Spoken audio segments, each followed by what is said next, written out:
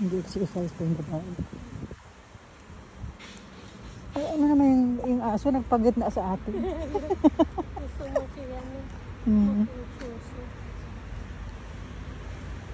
May mga aso, tatahulin ka. Oo.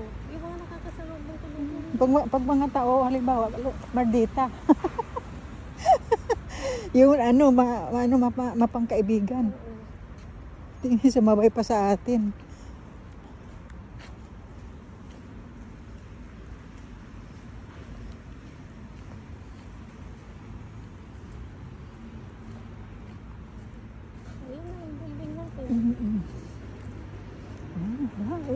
Walang kapagod-pagod.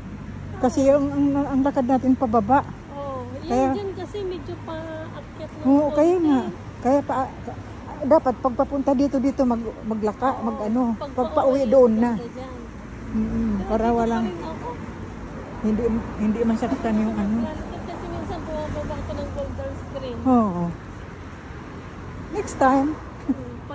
Hindi pagpauwi, minsan bumababa din ako. Oo. Oo naman. Tara. Pag wala ng trabaho iba. Dun sa, di ba may Mia doon, may Philippine ay siyang shop doon. Ang doon ang bahay ng may flower. Ay, halos magkatapat tayo. Dito yan banda. Kaya nakikita yung kalsada. Sa kanila eh. Oo, nakikita yung kalsada. Yan, sa tabi namin yan, yung couple beans na yan. Yung sa amin yung may ano po, may Yan ang ano nila. flower. Kasi dalawang palapag sila. Yung side na yan, yan yung play area at saka living room nila. Yung nakaano dito sa may ano, yung ano nila, yung master room nila at saka yung living room nila malaki.